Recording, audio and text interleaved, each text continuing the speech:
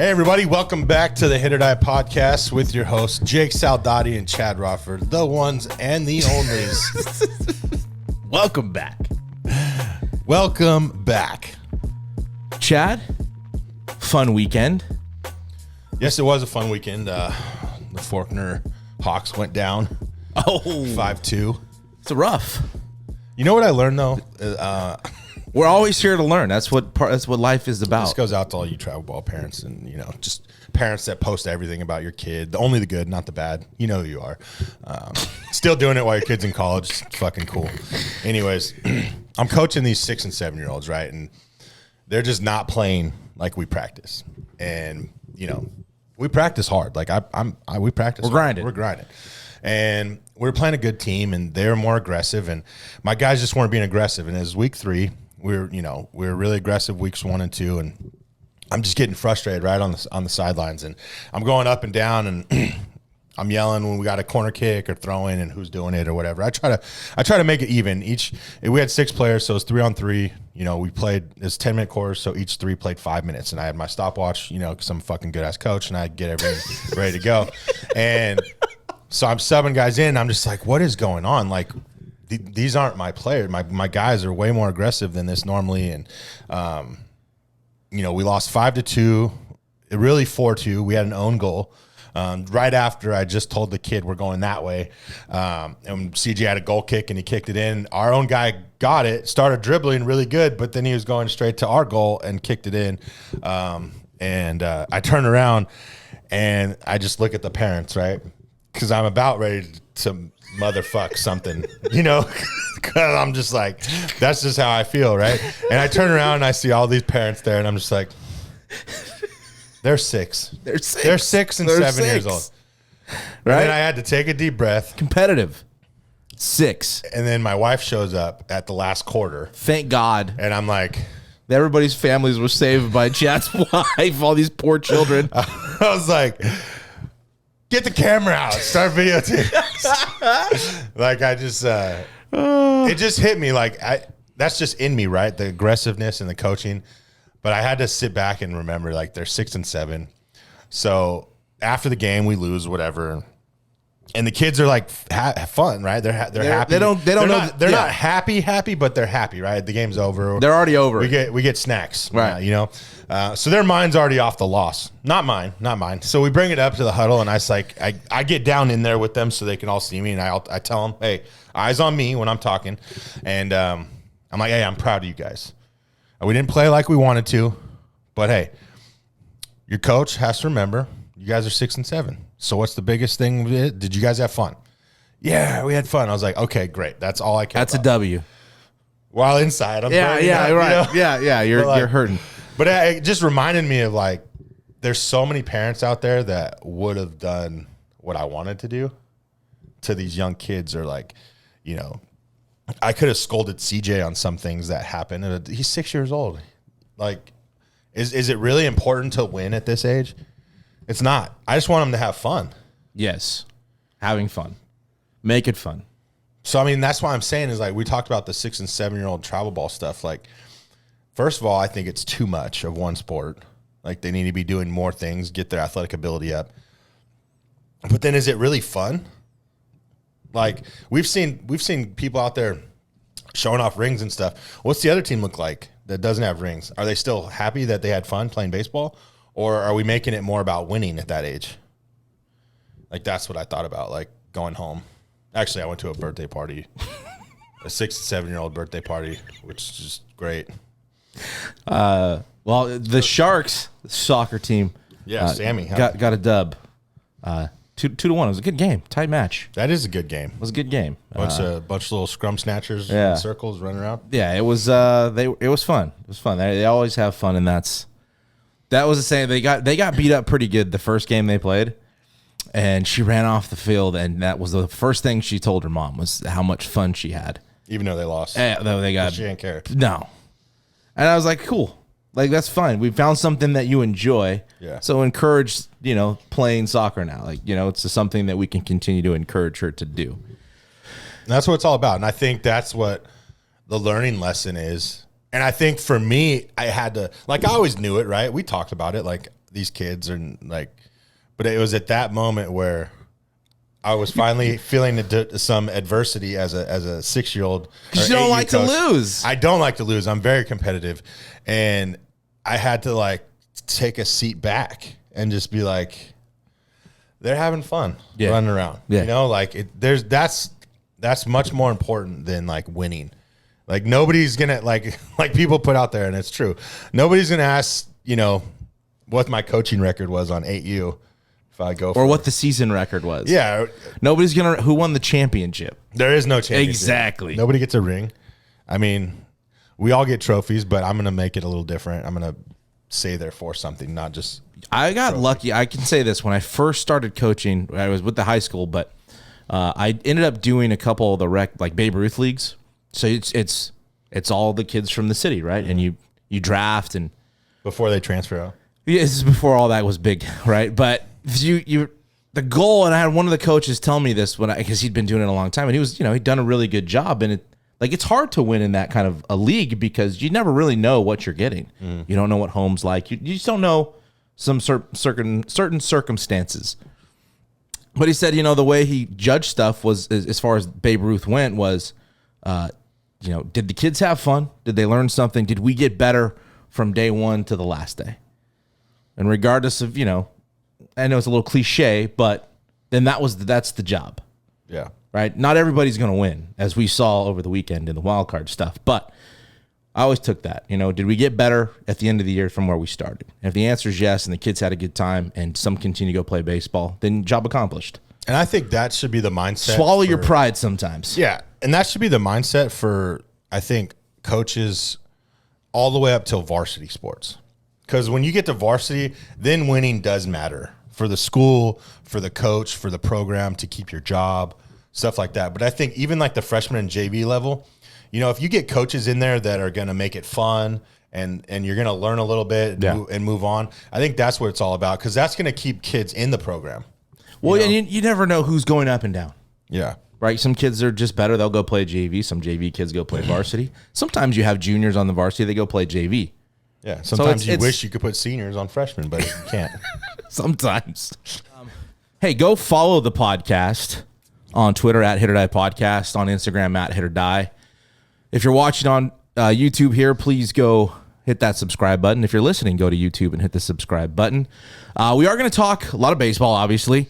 Get into some Bulldogs football. We're going to be joined later in the episode with Beware of Bulldogs host Caleb Nale and talk about the last weekend against Boise. So the season thus far, the home game this weekend against San Jose State, and just talk actually a 6.5 point underdog. I saw that. So we'll get into more of that Bulldog Fresno State football stuff with him later in the podcast. But we had wild card weekend, bro. Didn't go good for me. Didn't go good. You went 1-3? 4? Yeah, 1-3. Yeah, 1-3? 4 games. Yeah, 4 series. I didn't fare all that much better. 2-2. We can start in Cleveland and Tampa. That was, people may want to say that was the less exciting, maybe, but also very. I watched a little bit of the first game, and then I texted you yesterday. Was there a game on this morning? It was already over. It was a well pitched couple games by both sides. Cleveland walked off in I think the 15th game 2 to take down Tampa, and it was again, not a lot of offense, but very well pitched by both sides. Probably the most entertaining 1-0 extra inning game you'll see so far. So Cleveland's moving on. They're going to take on the Yankees in the ALDS. The Phillies also at St. Louis on the road take down St. Louis Cardinals in 2 games. And I think, was game 1 the end of the season for St. Louis? The way that finished? Them up, 5 runs in the 9th with their guy. Oh, the closer? Yeah. And then he walked. Helsley was there. Yeah, walked a couple guys, hit a guy. They take him out. And then it kind of just, the wheels fell off. The bullpen couldn't. Yeah, but I think as a professional, you're going to come back the next day and think that you're going to win. I wouldn't say it was over. And it was close. It's 2-0. They did get shut out, but still opportunities to win game 2. I think you're right. I think these guys, every day they're dealing with some type of we got blown out. We played really well. We played 4, 5, 6 games in a row really well. We've played 4, 5, 6 games in a row really poorly. They're dealing with this for 162 games, but it's the postseason. Yeah. How much difference does that make? I don't know. I mean, to know that tomorrow could be it with the storylines with Pujols and Yachty, who knows? But it's a tough game to lose and come back the next day and maybe not in the back of your mind perform. I don't know. I didn't play professionally. I can't, I didn't get the opportunity to play, every day. Like you go play on a Tuesday and maybe you got to take a long bus ride back. And this one wasn't that case, but then you got to play Wednesday, right? How quickly or how easy is that, going? I think your mindset has to be move on. It has to be. You can't. And you kind of taught that. Yeah. I mean, especially when you get to that level. Yeah. Like, there's a lot of things. I think I've talked about it before, but when I got to pro ball, I had a really good manager in Steve Decker with the Giants, and as hitters, you're failing so much. He said something to me that really stuck with me that I try to teach the hitters that I coach at. You've even heard me say it at high school level. He told me one time, he's like, dude, just take 10 at bats at a time. Take 10 at bats at a time. All you need is 3 hits and 10 at bats, and then go on to the next 10. So your mind has to be able to forget about the failures and try to move on and worry about the successes that you're trying to do. And it really made me actually a better hitter, even though, my numbers might not show it as much, but, professional baseball is a lot harder than college. And, but I still hit pretty good, I think. And, but it helped me be able to move on and not worry about that strikeout I had in the first inning when now it's the 7th inning with a runner on second and I need to drive him in. So I think as a professional athlete, and especially in the big leagues, dude, they're not worried about the game before. As much. You they can't. know they have to strap it on and go again. Just another example of that. I mean, I just got to throw it out there. You got to mention it because it's a tough. It's like the movie Fever Pitch. You remember when they're in the bar? Yes, and they just lost dinner. the Yankees, and they're pissed. The fans are mad, and the Red Sox guys are just eating steak dinners and just joking. Like, what are they doing? Why are they having so much? Because they're professionals, man. It happens. Well, they didn't want to lose, right? St. Louis didn't want to blow a lead in the 9th at home. That wasn't the plan. In the wild card, right? That's not what they want to do. It was, it was a tough loss. Like, there's no way around not saying that. It was, and I think you got to kind of throw that out there, whether people believe that or not. I'm with you. I don't think it played much of a role going into the next day. They faced 2 good arms. Yeah. No, Zach Wheeler and Noel are 2 really good arms. Yeah. And it's not going to be a cakewalk for the Atlanta Braves going into that series either. No. I mean, it's just like the Mets. That's impressive that they lose so bad with Scherzer on the mound and come back. I know you got DeGrom on the mound, but, they still won game 2 and took it to a game 3. So that was a testament of being able to move on and forget about it. No, for sure. Again, they're professionals, like you said. But we did in that series say goodbye to 2 Hall of Famers here in the near future, and Yadi Molina and Albert Pujols, and they didn't talk about it much over the weekend. I think it was more of a playoff baseball vibe, and they kind of been on the farewell ride here the last couple weeks and got their due. But again, we're lucky as fans to have gotten to see these guys play. As long as they did play and accomplish the things they did accomplish. And so we tip our cap to those guys always. We're always going to do that. And again, with Miggy next year, same thing. And again, I've said it about 5 times. Go watch. If you can go watch and they head to the West Coast, go watch them play. And then the one that was probably the most shocking, I don't know, maybe the most offense for sure, was Seattle at Toronto.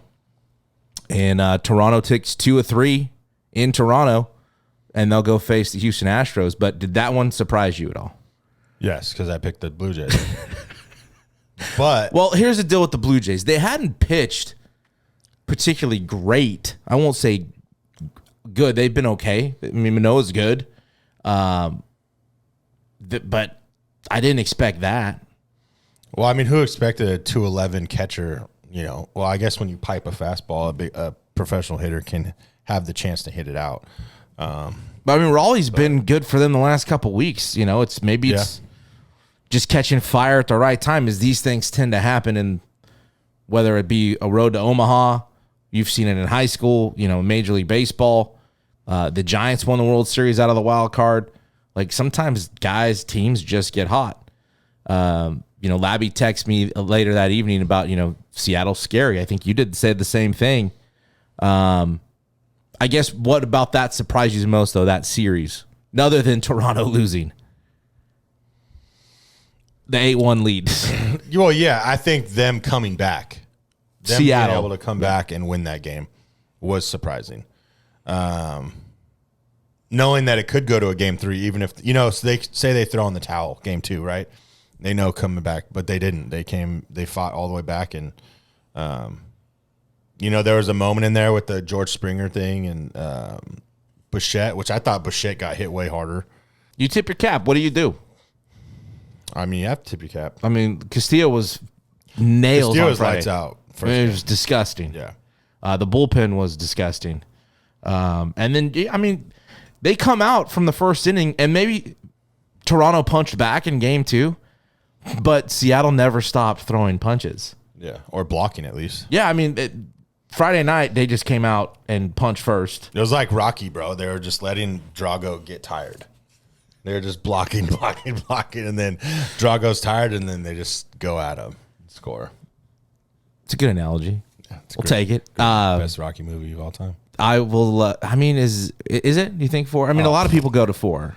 You have to go to 4. It's the biggest underdog comeback. Over. I guess it's true because he, what he did to Apollo. Yeah, that's what made it. Him killing Apollo and making it that way. Just that's it. A lot of people say 4. I'm just asking. Yeah, you're sure? Because I like the first 2, obviously. The first 2 are good, but the one you go to 4. The one you're not clicking through is 4, right? Yes. You'll change the others, I guess is what you're saying? Yeah. Okay. It's fair. It's a fair argument. So Seattle, again, gets through Toronto in a wild comeback, dancing on the field, headed to Houston now. 5-game series for the AL. Mm-hmm. Now we'll get to our picks and we'll talk about it there. So we'll just keep moving on. The last one was last night, game 3, the only game 3 of the wild card series to take place. San Diego and the Mets, the Padres and the Mets, and the Mets just couldn't find it last night. They go down 6-0 to San Diego, and Joe Musgrove pitched a gem, and San Diego's moving on to take on the Dodgers, which is kind of crazy because you've got 3 series that are all within the division. Yeah. Which is going to be fun. They know each other.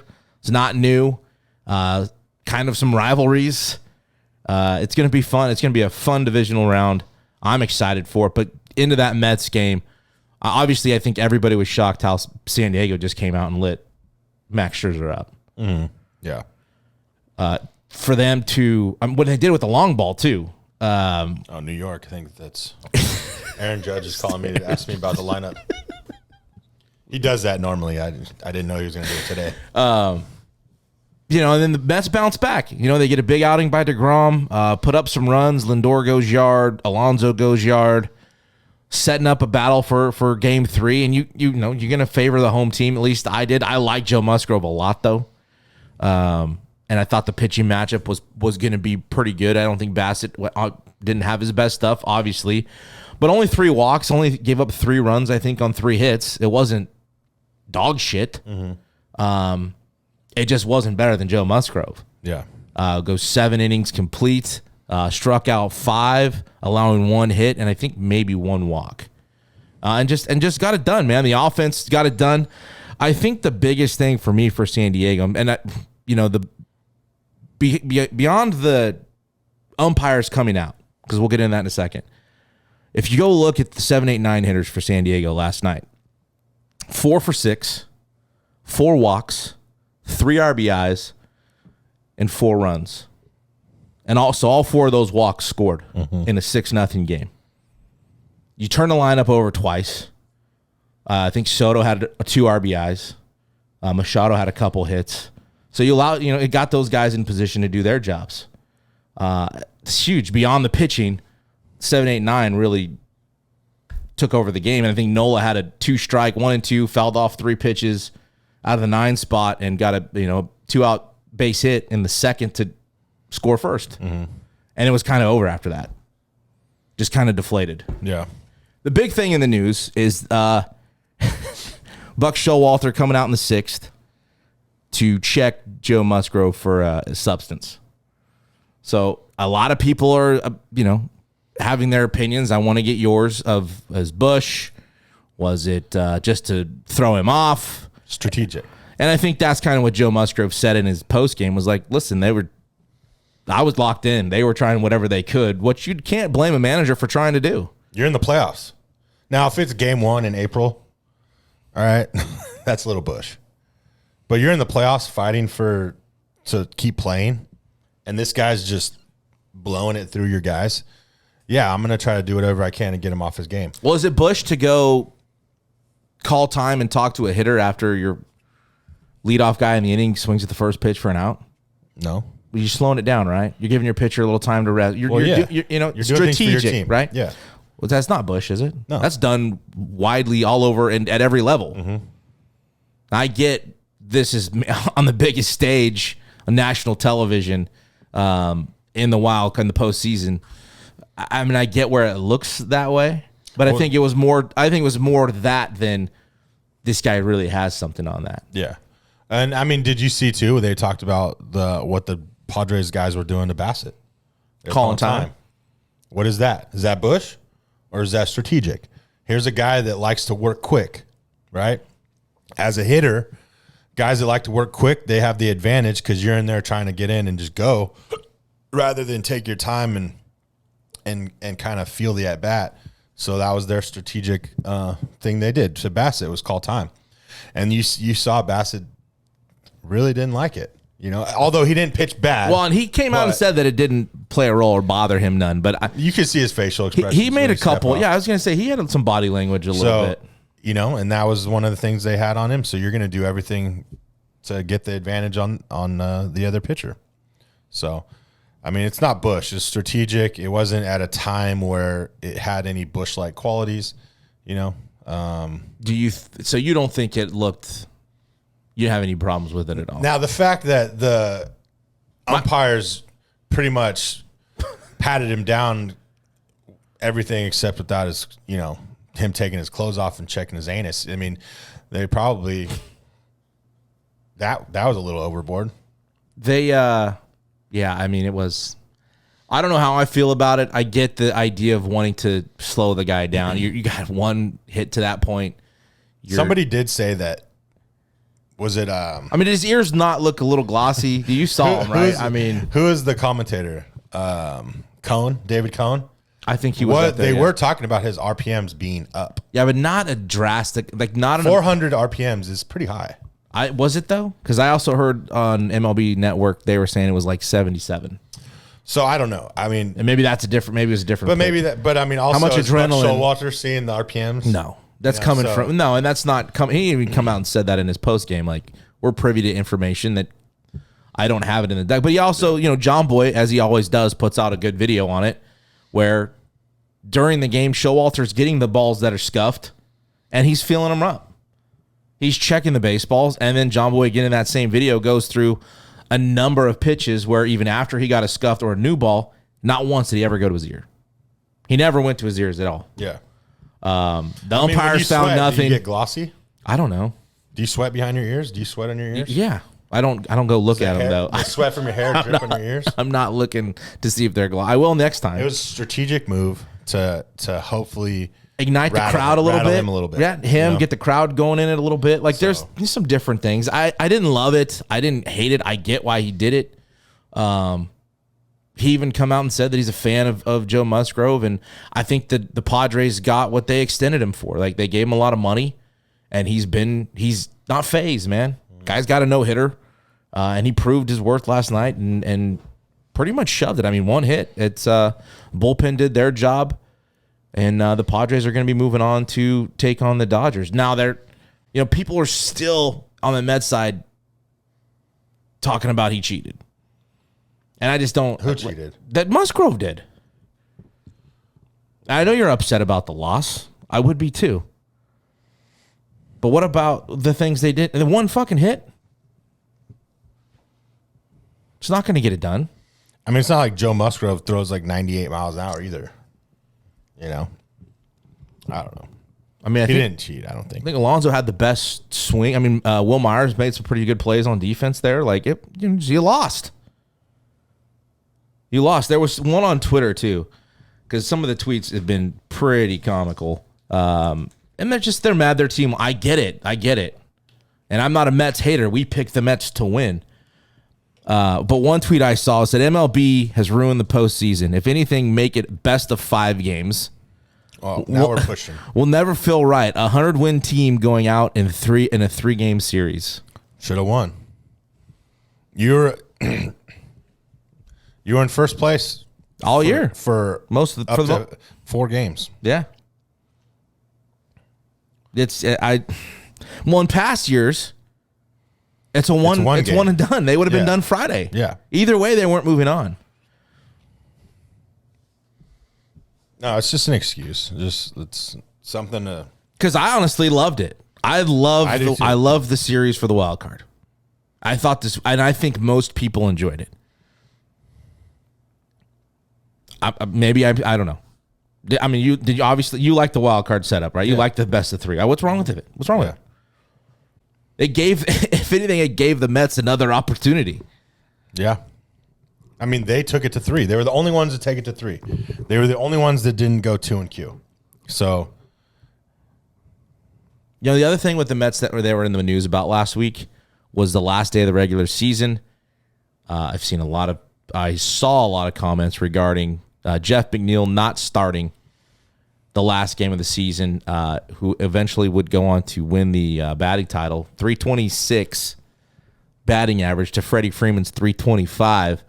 Freeman had to go like 4 for 4, and he played the last day, went 3 for 4, and ended up a point shy of McNeil's number of 326.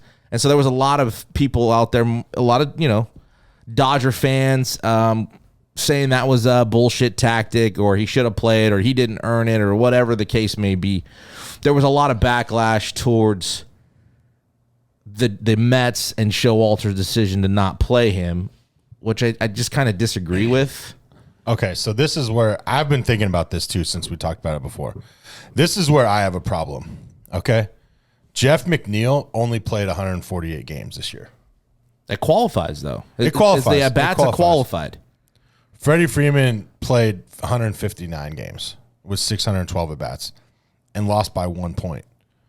He also had a slow start. I just had a problem with that. Games played 148, which happened to be the most in his career too, Jeff McNeil. And Freddie Freeman played 159. And I don't know where he would have been at 148. I guess it doesn't matter. Just like the whole Shohei Ohtani thing, right? He qualified by 1 inning. I'm a Freddie Freeman fan. You know this. I do. I'm arguing for him. Yeah, no, I know. What I'm saying is for people because I know there's people that don't like that McNeil didn't play. Now, there's things we don't know. I bet you there's incentives in his contract that get him paid for stuff like this as well, or a bonus. Maybe. Like as a manager, I don't know. Are you not looking out for the best interests of your players? That's your job. Well, that also looks good for the organization. Well, yeah, and the player as well. 326 ain't that bad in 570 at bats. Yeah. Just because he didn't have a lot of pop to it. And I know he got hurt there for a little bit, and I'm not. Again, I'm a big Freddie Freeman fan. Freddie he got off to a little bit of a slow start too. That could have been why isn't that a contributor? If he goes 0 for 4, I don't think it's a thing.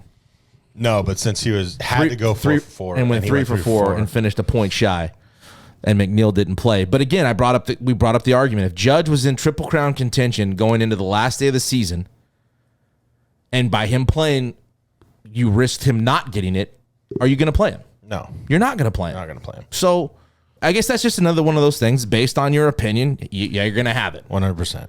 You're going to have the opinion you have. That's fine. Move on. I just thought, whereas, I'm not a huge fan of the Mets. I did pick them to win, and I like Buck Showalter. I didn't think that was a big, huge issue. But especially when you are going to the playoffs. Now, if it came down to 162 to make the playoffs, he's playing. Yes. You know what I mean? So again, for all you fans that are mad out there, then be mad about that. You can't be mad technically. Like, I mean, you can because it's your opinion, but like, if you were in their shoes, you would do the same thing. So the best player for your team that you have, if they were in the same situation, if Freddie Freeman was in the same situation, and McNeil, if it was opposite, they would have sat Freddie Freeman. Probably, maybe not. I don't know because Freddie. Well, he's a big on playing. He is big on playing. He is one thing that, and I remember hearing a deal on Austin Riley. It may have been where that was one thing in the locker room or in the clubhouse that Freddie Freeman was very adamant about is playing. You're paid to play. Yeah, not taking days off, stuff like that. And it, But I do think that they probably would have. Well, yeah, if he doesn't play, I think Dodger fans defend the decision for him not to play. Yeah. It's just so happens. And that's where I think if you flip the script, you do the same thing. It's good for the Dodgers. It's good for Freddie Freeman. It's good for the organization. They would have done the same thing. Getting into your picks, where are you going to roll? Go ahead and if you want to, you can start wherever you want, division wise. I'm going Braves over Philly. Yeah. Okay. I'm going Yankees over Cleveland. Okay. I'm going Astros, of course. So I'm the only Astros fan out there still. I'm going Padres over Dodgers. I like it because they're hot. Hey. Seattle's hot. I know, but I'm the Astros fan.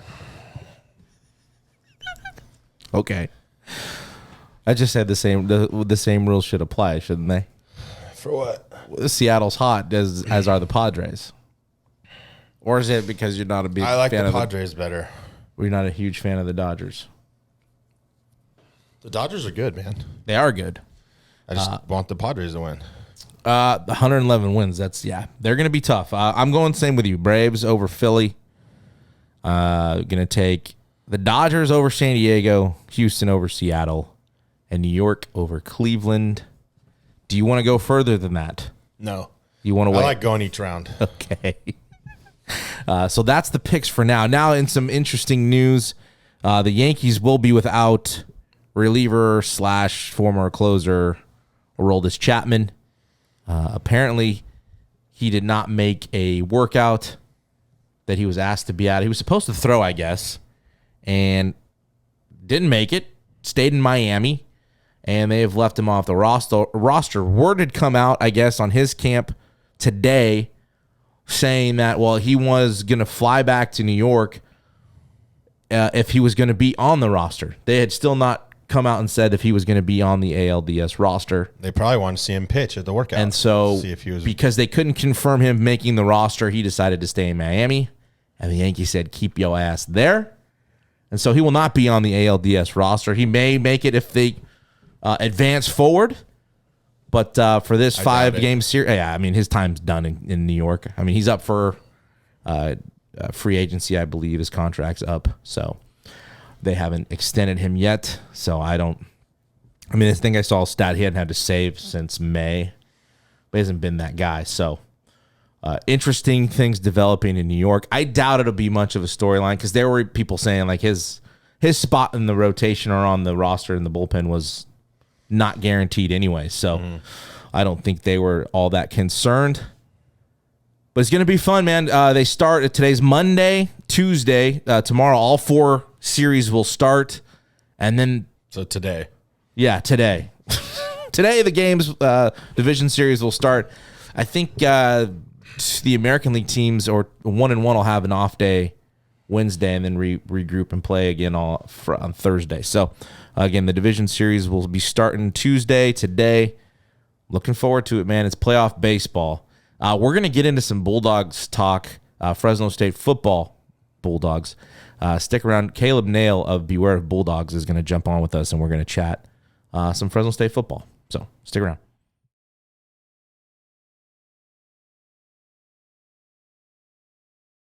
Hey, we're here with Beware of Bulldogs podcast host, Caleb Nale. Caleb, thanks for jumping on with us, buddy. Oh, thank you guys so much for having me. I appreciate it. I love listening to you guys. You guys are my baseball content and local Valley podcasters. So we got to support each other, man. Thank you very much for having me on. Absolutely. The number one podcast in the world named Hit.OR.DIE. Yep.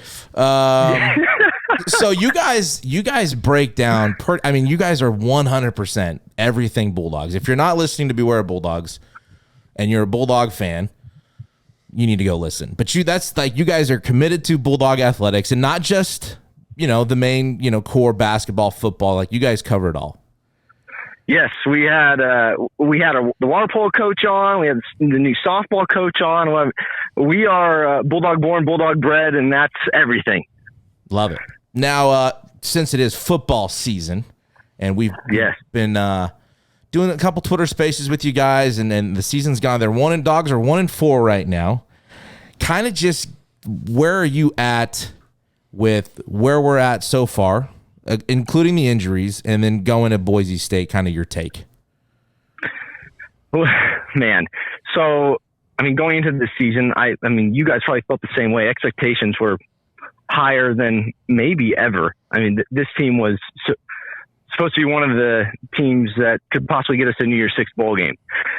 Started off fighting against Cal Poly, but we were introduced to the real world real quick at home against Oregon State and then USC, and now it's some disappointing losses. Of course, we have injuries, but I think rather than focusing on injuries, you still have to play the game. So we've been talking to a lot of people in the Valley on Twitter and Instagram, and just people we run into. It's funny. The first thing that comes up is never injuries. It's the fact that we lost. So I like to talk about how in college football the only thing that matters, and more so in college football than any other sport in the world, is the letter that comes after the score, a W or an L. And it doesn't matter who played in the game. It does, but not as much, right? If you have a W, agree. Right. So if you have a W next to your name, the crowd is in seats. The crowd is full. Butts are in seats. People are loving it. If you have an L, doesn't matter who played. You're going to get what's going on in the Red Wave in the Central Valley right now. So, not meeting expectations, and I hate to say it, but it doesn't matter who's starting for the Bulldogs. Yes, we all know that our best players are out, but at the end of the day, we have L's next to 4 games. So that it hurts. Well, and I think Chad's a Dog fan, but you're also one of the few that didn't necessarily just jump on the wagon of hype. No. More of, well, let's wait and see. I didn't jump on the wagon of hype because I believe in you have to, walk the walk. And I think there was a lot of talk. Everybody talked the talk, but, you're talking about a guy that wasn't even the best quarterback in the league last year, the receiver that wasn't even the best receiving core in last year in the Mountain West. And these guys are talking about how great they are. And don't get me wrong, they're good players. I'm not going to say they're not. But until you prove that, then, I don't believe the hype. And that's where I am. I want them to do good. I want them to be successful. I like Tedford. But, until you walk the walk, talk don't mean shit. I agree. Yeah, it's true. I agree with you. I'll be the first to say I was surprised that Cropper wasn't a first team. He had some fantastic numbers last year. Did you see who the receivers were, though? I get that. But, stay even with this season, and I get what you're saying. So you get into Boise State, and I know we're already going into that game as an underdog. Were you surprised at the outcome or how that last quarter even played out, Caleb? I was surprised because it was 2020 in the fourth, or at the end of the third quarter. So we played. We didn't play great in the first 3 quarters, and we were tied, 2020. And then you go into the fourth quarter and you put up a goose egg in the fourth. We scored 0 points. Boise scored 13, ends up winning the game by 20. So I was shocked that we came out so flat the fourth quarter because we were doing, to be honest, outperforming my expectations for 3/4 of that game. And so, one, I was surprised by that. And then two, this has been a problem for the Dogs in the past, is putting 4 quarters together. But I thought, because we were running the ball so well, that we should be fine going in the fourth quarter. It's going to move quick because they ran the ball tremendously well, Boise. We were running the ball just fine. This is going to move fast. It's going to be a close game. But so I guess I was surprised that the end score of that game was a 20-point differential with the Dogs losing. So, I mean, it was kind of like it was close. It was kind of closer than the final score. I mean, they scored a touchdown with 35 seconds to go in the game too. It was, I think, right at that point, it was a 13-point game, and I mean, just a couple drives stalled out. They just, the last 3 drives, I think it was -6 yards. A lot of people I know you see it, but all the talk about the coaching staff, the play calling, the, Fife. Do we give Jalen a shot to start, or at some point do we not bring him in the ball? And I'm going and looking at Fife's numbers the last 2.5 games really from SC, and he's 41 of 57 roughly. That's not bad at all. 430 yards, but it's the 0 TDs, the 4 picks, and so then I'm like, well, that's a pretty good completion percentage. Are we in bad downs and he's throwing picks on obvious passing down? Like I'm trying to replay in my head. Like, where do you stand on the quarterback debate of Fife or Jalen getting a shot? Yeah, so I came out and said after UConn, like, hey, guys, look, Fife looked fine. He had good pocket presence. There's 1 or 2 plays where he tucked the ball early, but he's completing passes. We're doing all right. And then his 2 picks that he threw against Boise, they were bad. He forced them. So I talked about this with my co-host. His name is Caleb as well. Against Boise, going into the season, the backup situation we were told was even, right? So we were, as a fan, as a Red Wave member, we don't know, is it going to be Jalen? Is it going to be Logan? Okay, well, it's Logan, but we're still told it's even. So I think the question now becomes, okay, it was supposed to be even, right? So if it's even, why isn't Jalen getting a shot? At the same time, after UConn, I thought the start for Logan Fife against Boise was fine. But now it comes out that Logan is going to get the start against San Jose. I know I'm jumping the gun here. No, you're fine. That's where I was going next. Okay. So, you throw 2 picks against Boise that I think were forced and bad throws. Now you have, I don't think it matters. The coaches don't care what the Red Wave is saying, but the Red Wave really wants to see Jalen in there. And if we're going to run RPO stuff with Logan Fife, why don't we put our more athletic quarterback in and run RPO stuff with him? He can actually, he can move. We've seen it before. So the other thing is, I'll add this. Our O-line has not played well at all. So, there's a couple plays against Boise. They had a linebacker blitzing that went untouched, that ran right past our offensive lineman in a double team where one of them could have came off his block and blocked the blitzing linebacker, and they didn't. So, something needs to be said about the O-line. Yes, you can put some blame on the quarterback and the decisions. And you brought up play calling and offensive coordinator. And at some point, there needs to be an understanding of situational football and what plays should be called in certain situations, right? And as a fan, it's a lot easier said than done, because I know play calling in football is one of the hardest things you can do. And this is Kirby's first year doing it.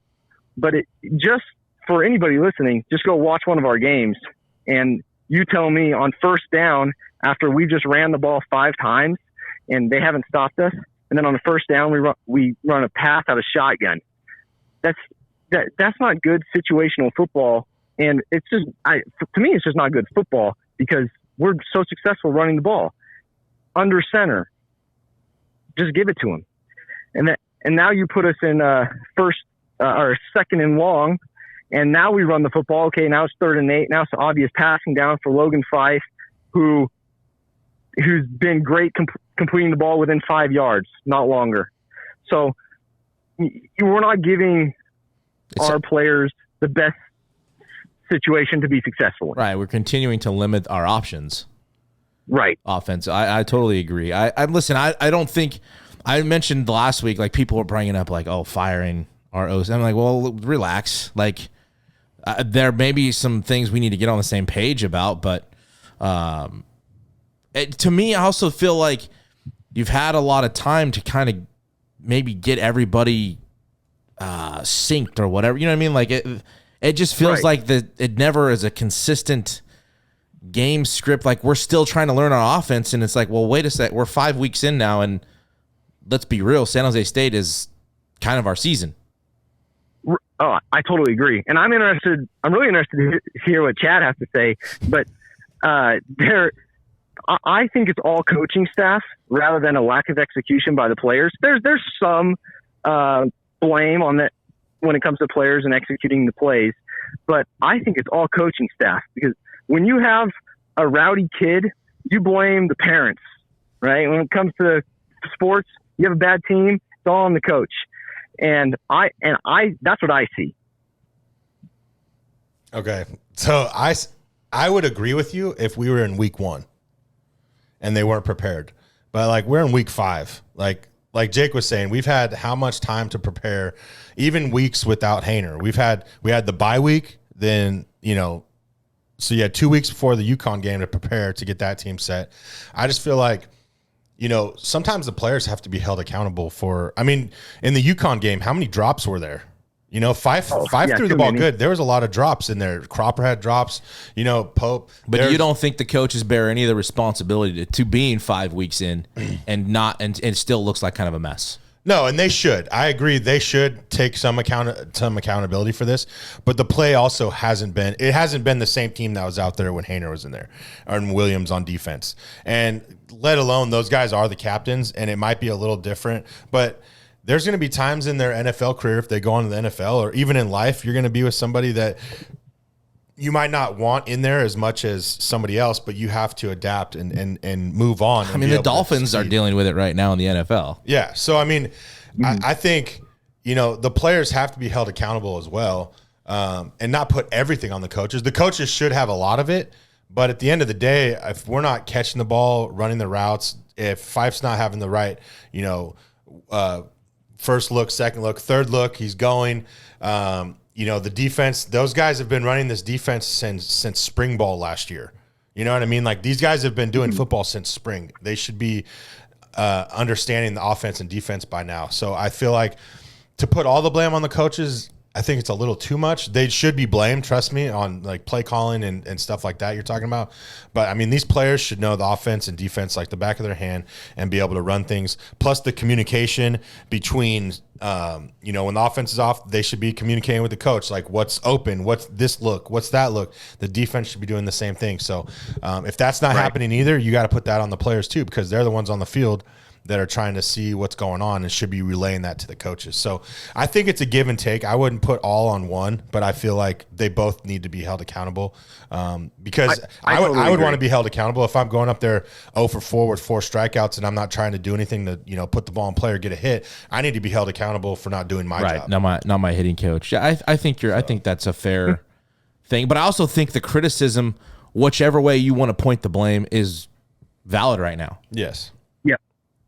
And I just think it needs to be divvied out equally. Right. And I'm with you. And I told you earlier, Caleb, we were talking on the phone. Like, I like listening to everybody, especially on the Twitter Spaces. If you're not out there after the Dogs games, they've been hosting Twitter Spaces, and it's fun to hear the fans talk and hear their point of view. And most of them are rational thinkers, so it's not like some of the stuff I've seen where it's like, burn the building down, this team sucks, I'm giving my tickets away. I've seen a lot of that, but this has been more like, hey, because ultimately, as bad as it's been the last few weeks, they can still win the conference for what it's worth. That's crazy, isn't it? It is crazy. I think we need to get Hainer back, because I think he knows how to utilize Cropper best. Remigio has been a breath of fresh, awesome. Thank God we got him. I'm a huge fan of Jordan Mims, and I would love to see him more. I think you're right. That's crazy to think that We can still win the conference. So they can't throw in the towel just yet. No. And so when Chad tells you, yeah, it's done, remind Chad that. I try. Have I said it's over yet? No, not yet. Oh, good. Not yet. He hasn't thrown. No, Chad is not thrown in the towel yet, but he is not going to. He's still not on the wagon yet, and I don't blame him. No, and I don't. When you're 1-4 and you're losing games that you're supposed to win, that right. You there should be some disappointment there, and I know this is your guys' show, but I'm curious what you guys think about the reaction. One after the UConn loss, I haven't seen anything from coaches yet after the Boise loss, but they said, yeah, we're disappointed. Players are disappointed. I think I want to see some fire from our coaches 100%. and some players, and I just haven't seen that yet. Well, you want people to fucking show up, right? Right. I want to see some guys with some vinegar. Well, I mean, our one win isn't even against a D1 FC or FBS team. Aren't they like 1AA, Cal Poly? I think so. Yeah. So, I mean, there needs to be a little absolutely fucking piss and vinegar out there. Well, I mean, you want people to fill up the stadium. You want to put this product as high as pedestal as they can. Well, at 1-4 with some of the effort, that's a hard ticket to sell.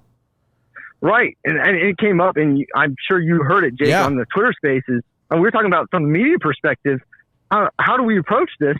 Because now with podcasts out there and things like that, there's more people covering Fresno State than just your ESPN and Foxes. And so, how do we put it out there to get butts and seats? Well, one, is it your goal to get butts and seats as someone in the media, or as a fan talking about Fresno State? Because if we just bash on how bad we are, I'm not going to go to the game. No. But two, you got, and so the second thing is you got to give a little hope.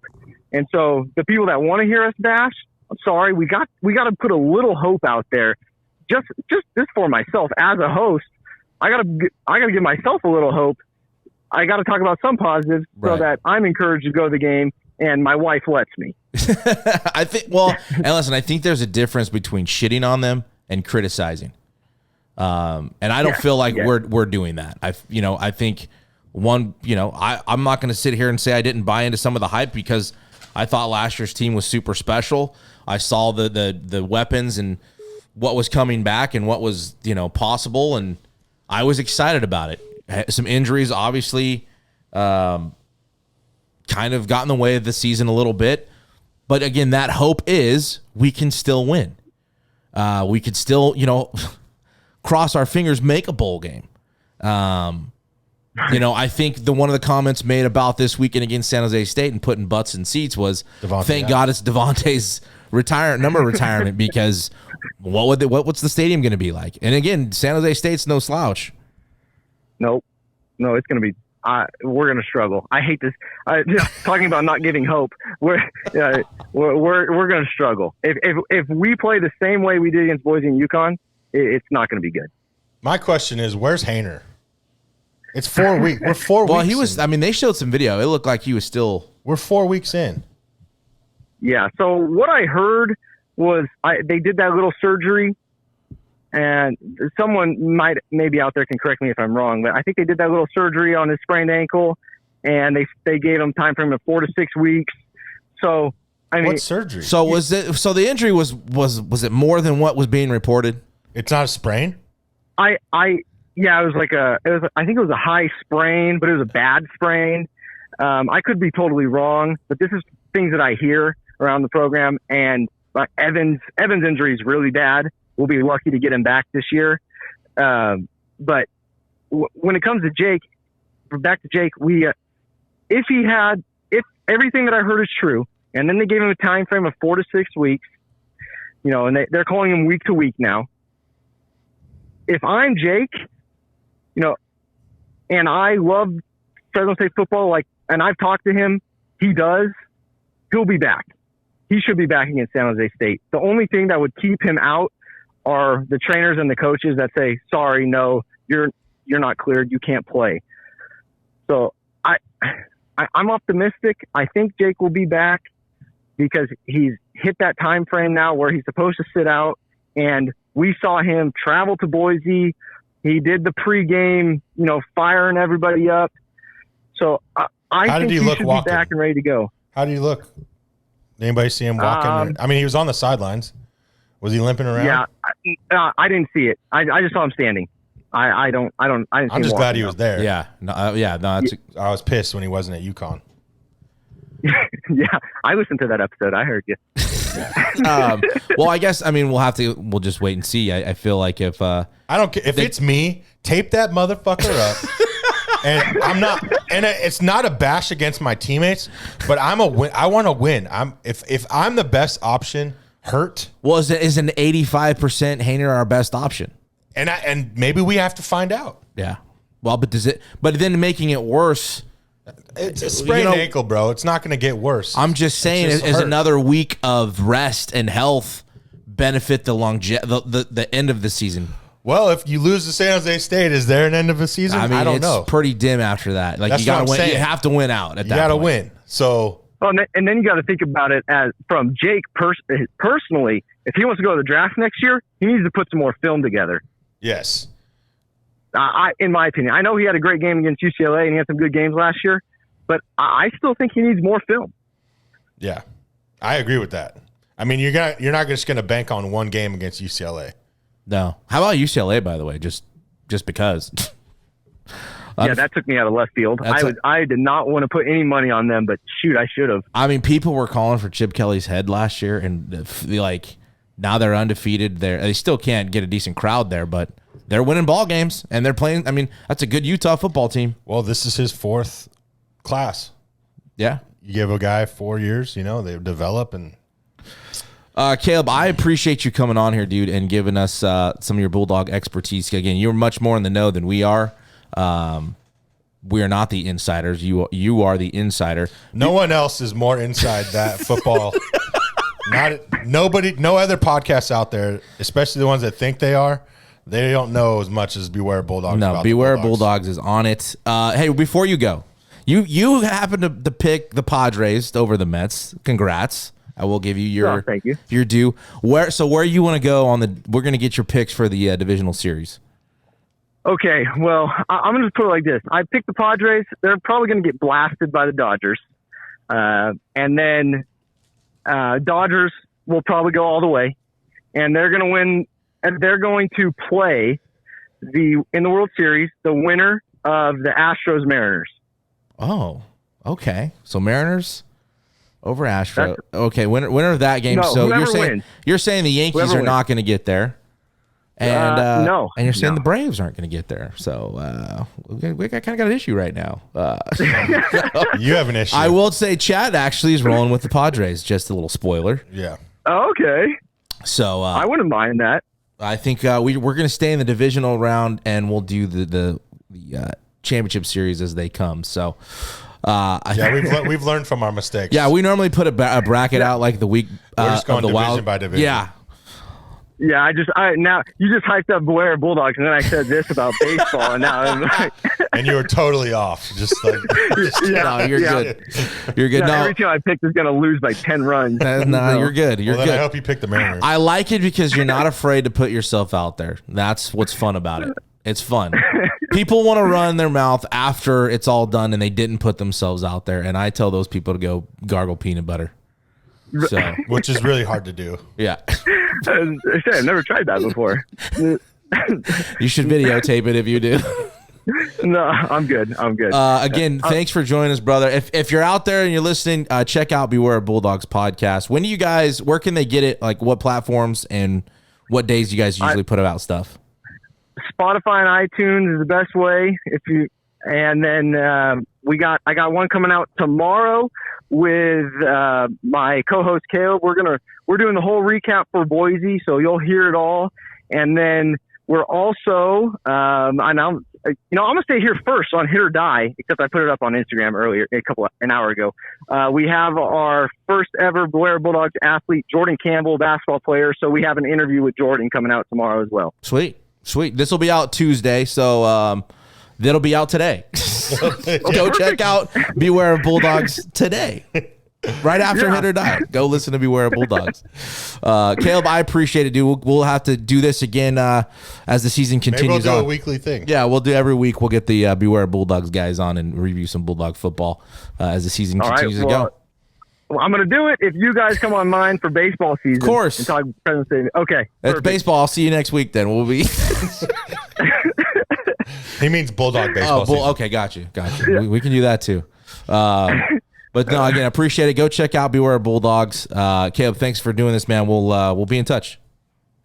Thanks, guys. Appreciate it. Thanks to Beware Bulldogs. Thanks to Caleb. We will be back probably after the division series are finished next week. We'll get into more of the playoff stuff. Again, go follow the podcast on Twitter at HIT.OR.DIE Podcast, on Instagram at HIT.OR.DIE. Please subscribe to the YouTube channel and also TikTok at HIT.OR.DIE. So that is another episode of HIT.OR.DIE Podcast. HIT or Die.